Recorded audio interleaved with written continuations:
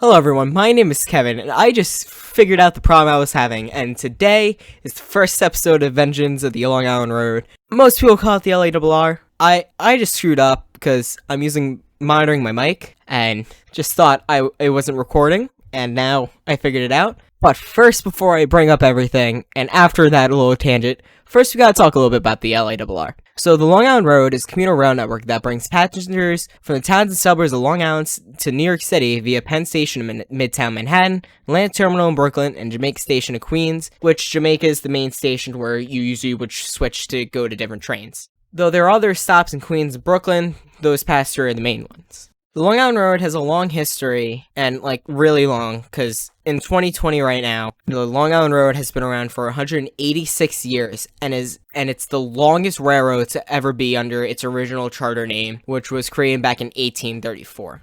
And now that little thing, because I'm not going to the deep history, because that's really long, like I said before. Now, we're going to talk about why the LARR got the Bombardier M7 and M7As based on the Metropolitan EMU design for both the Metro North and the Long Island Road. So the M7 came around because the Metropolitan Transit Authority, better known as the MTA, was looking for replacements for their nearing 35-year-old M1s, and for the LARR, most of their M3 guys. And so the MTA in the late 1990s awarded a contract to Bombardier for 836 LARR M7s and 336 M7As for the Metropolitan Road. There was an artist concept of the M7 car in the mid-1990s which looked like this. This design, I hate it, gonna be completely honest. This looks like the old M1s and M3s designs, which, I don't know, it's weird. And, I don't know, I'm not really liking it. I like the new ones better.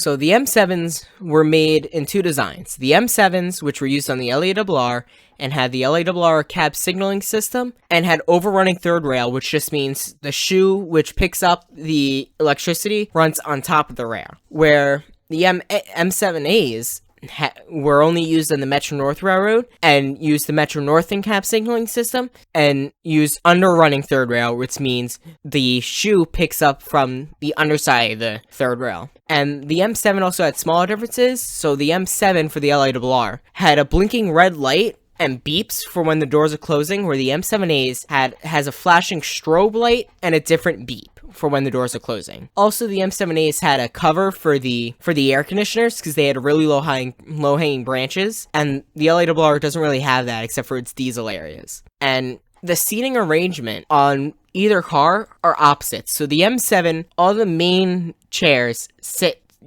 towards the center of the rail car, where in the M7As you face the outside. And a big thing about the M7As is that they are able to connect to an external air supply for automatic braking, where the M7s can't. And this is best for the rescue services because it allows them to control the whole train's brakes instead of just doing the engine. Now that out of the way, the M7 and M7As both are the same car. I like to clarify that. They are the same thing, besides the difference in stayed before, not below or anything. I'm on a script. So the M7s are in a married pair configuration, which means that for every two, there are just a sets of two cars, which are semi-permanently connected, and they have cabs at both ends. This married pair has two different types of different types of EMUs at either end. They have an A car, which is denoted by the even number labeling, and the other car is the B car, which is denoted by odd numbers and has a handicap-capable toilet. And so, with saying married pairs, the M7 has a configuration weight of 253,300 pounds. I said it totally wrong, but who cares?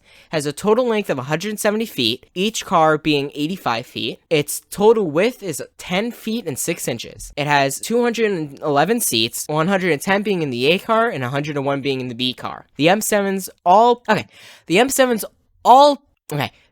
like all predecessors, are designed to run at 100 miles per hour, but only reach 80 miles per hour on both LARR and Metro North tracks. The set of 8 Mitsubishi, they have 8 Mitsubishi electric AC traction motors making 270 horsepower, and altogether make 2,160. The M7 runs on 750 volts third rail, but can run between 400 and 900 volts DC third rail. The M7s also have a Leslie Type S horn that sounds like this.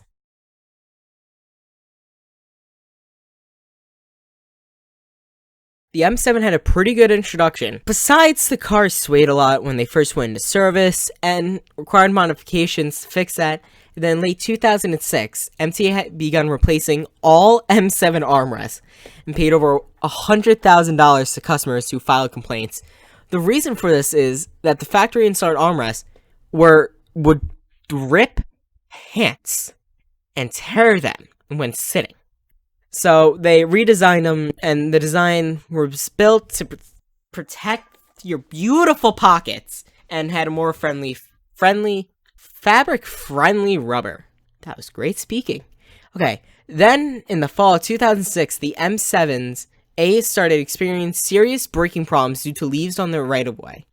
A condition called slip slide, which is pretty good because it just means the wheels start slipping. This caused nearly 2/3 of the Metro North fleet to be taken out of service due to flat spot on wheels, and the LARR fleet performed significantly better, but both railroads stripped M1s actually, not M7s, I'm talking about those, were reactivated and were put into service to relieve commuters, because with 2/3 and probably both railroads M7s out, there were delays and service disruptions because of this. The M7's, unlike other rolling stock, has had a pretty clean history for its 20-year lifespan so far, with only 5 incidents that I could find, and only one being at the fault of an MTA worker, or anything along those lines. The first was in 2011 when a westbound train that originated from Ronkonkoma struck a baked goods delivery truck at... We're just gonna put that in the, on the thing and show a thing, because I can't say that. Crossing shortly after 6:30 a.m. The driver, even though the crossing gates were down, decided to go through them and was hit by a train. I love my writing there. Okay. The second incident was on the evening of February 3rd, 2015, when a commuter train on the Harlem line struck a passenger car who was stuck on the tracks, and instead of going backwards out of the way, drove forward and got hit by a train. The train derailed, and the first car caught fire. This accident killed 6 people and injured 15 others. 7 were very serious. The crash is the deadliest in Metro North's history, and at the time was the deadliest rail accident in United States history since the June 2009 Washington Metro train collision, which killed 9 passengers and injured 80 others. Then on October 8, 2016, a commuter train sideswiped a maintenance train east of New Hyde Park. The commuter train suffered damage. 33 passengers were injured. 4 were seriously. Then on January 4th, 2017, an M7 train on the Long Island Railroad's Atlantic branch overshot the track and hit a bumper and went over it at Atlantic Terminal on track 6. Although no one was killed, over 100 were injured. Car 7553 was seriously damaged in the collision after a broken rail pierced the underbelly and created a large hole. And lastly, so far, the latest incident was on February 26, 2019, when an M7 on the Long Island Railroad's Ronkonkoma branch struck a train, causing the lead car to derail and strike the Westbury platform. Car 7423 was severely damaged as a result. 3 people in the truck were killed, while there were no fatalities on the train.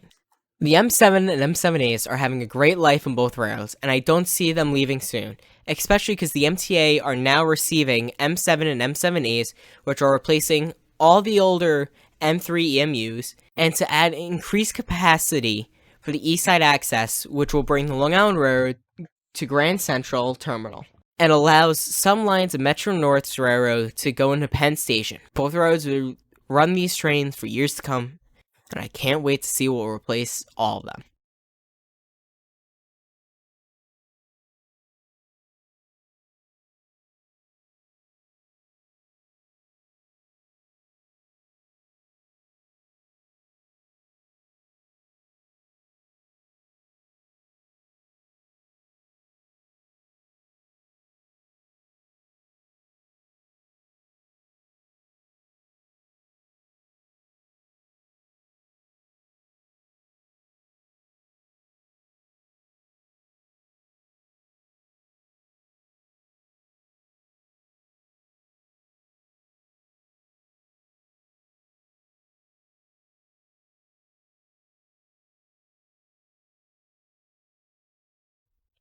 The M7 and M7As are having a great life on both railroads, and I don't see them leaving soon. Thank you, phone, for the great notification about a jailbreak on Reddit. This is great. I can't believe you interrupted me. This is gonna be the take. I'm so disappointed in you, phone. I wish you were better. You're brand new. It's also my fault because I did put you on silent. Okay, that's done. Now with all that out of the way, and I said that out of the way, was on the evening of February 3rd, 2015, when a commuter train on Metro North Railroad, Harlem Line, struck a passenger car who got what the fuck? This is gonna be an outtake. Oh no, I just started. Frick. Yeah, the second part's gonna be an outtake.